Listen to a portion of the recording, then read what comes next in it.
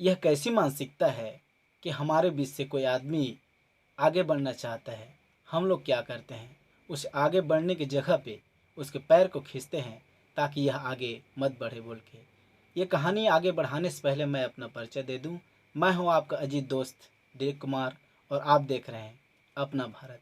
आइए कहानी की तरफ चलते हैं।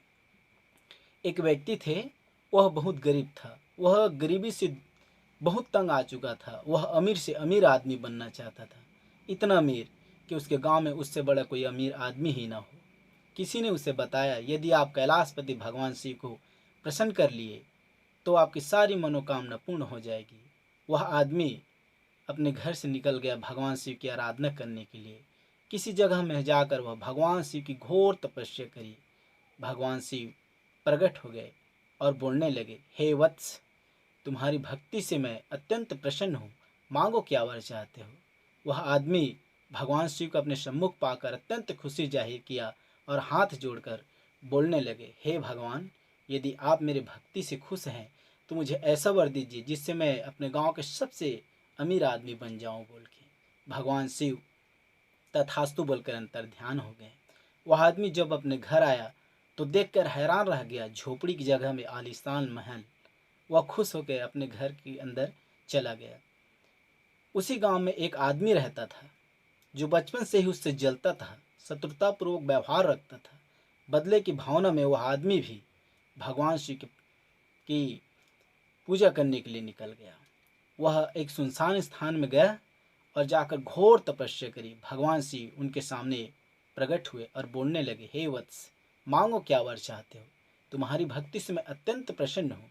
वह आदमी बोलने लगा, हे प्रभु, यदि आप मेरी भक्ति से प्रसन्न हैं तो मुझे वरदान दीजिए कि मैं लोगों से अपनी बदला का भावना ले सकूं, मैं लोगों को अधिक से अधिक दुख पहुंचा सकूं, नुकसान पहुंचा सकूं। भगवान शिव बोले, नहीं पुत्र, ऐसा वर मैं तुम्हें नहीं दे सकता। तुमने घोर तपस्या करके मुझे प्रसन्न किया है, कोई उचित वर मांगिए। वह आदमी हठीला था, बोलने लगा, नहीं भगवान, यदि आप प्रसन्न नहीं हैं तो मैं फिर से आपकी आराधना करना चाहूँगा, आपको प्रसन्न करना चाहूँगा। यदि आप मुझ पर प्रसन्न हैं तो मुझे ऐसा ही वर दीजिए। भगवान तथास्तु बोल के अंतर ध्यान हो गया। वह आदमी आया और अपने पड़ोसी की तरक्की विकास को नहीं देख सकता था। उन्होंने बहुत सोचा, इसको कौन तरीक़े से नुकसान पहुँचाऊँ जिससे मैं प्रसन्न हो जाऊं, ऐसा बोलकर उन्होंने बहुत सोचा। अंत में उन्होंने कोई निर्णय तक अपने आप को नहीं पहुंच पाया। तो उन्होंने सोचा, क्यों न मैं भगवान से बोलूं कि मेरे एक आंख फूट जाए बोल के। तो भगवान शिव को याद करके बोलने लगा, हे भगवान, मेरी एक आंख फूट जाए बोल के।